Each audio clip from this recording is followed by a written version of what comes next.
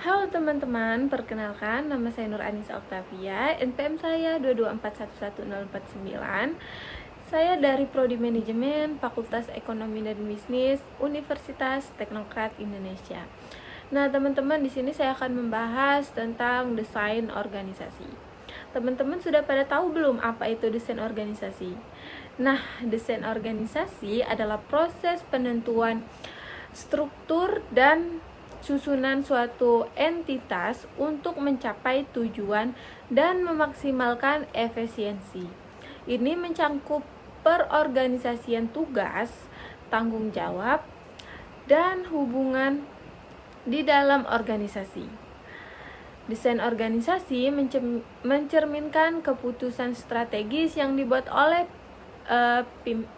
pemimpin perusahaan untuk mencapai keunggulan kompetitif, meningkatkan kinerja, dan memenuhi tuntunan pasar. Jadi, desain organisasi ini seperti namanya organisasi atau suatu tim ya teman-teman.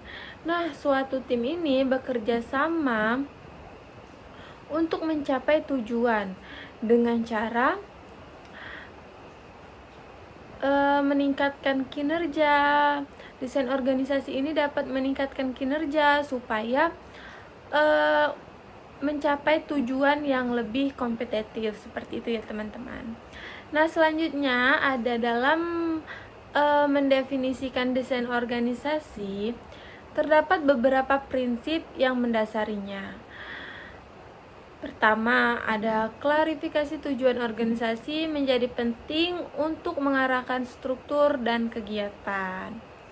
Jadi klarifikasi itu penting ya teman-teman, supaya tujuan suatu organisasi menjadi terarah atau lebih jelas strukturnya, seperti itu, struktur kegiatannya.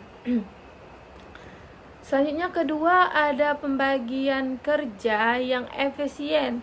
Harus dipertimbangkan untuk memastikan bahwa setiap individu atau unit bertanggung jawab atas tugas tertentu. Meminimalkan tumpang tindih dan meningkatkan produktivitas. Ketiga, yaitu koordinasi yang baik antara bagian-bagian organisasi diperlukan agar kerjasama yang efektif dapat terjadi, memastikan bahwa semua elemen bekerja bersinergi untuk mencapai tujuan bersama.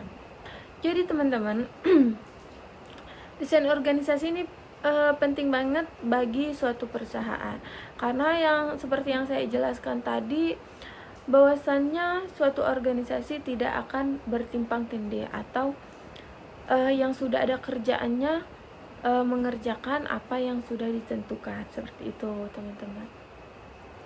Selanjutnya ada faktor-faktor yang perlu dipertimbangkan dalam desain organisasi, mencakup ukuran organisasi, lingkungan eksternal, dan budaya perusahaan.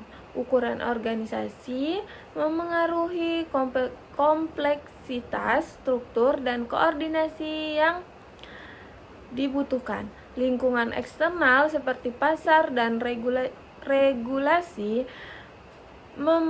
memainkan peran dalam menentukan sejauh mana organisasi perlu bersifat fleksibel dan responsif terhadap perubahan. Selain itu, budaya perusahaan mempengaruhi bagaimana individu berinteraksi dan bekerja sama, memerlukan penyesuaian struktural yang sesuai.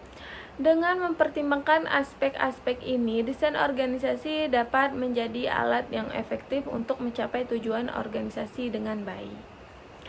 Nah, jadi faktor-faktor yang perlu dipertimbangkan dalam organisasi ini yaitu mencakup organisasi, lingkungan eksternal, dan budaya perusahaan. Nah, lingkungan eksternal itu sangat berpengaruh nih teman-teman dengan desain organisasi, apalagi organisasinya organisasinya apakah sudah sesuai atau belum, itu em,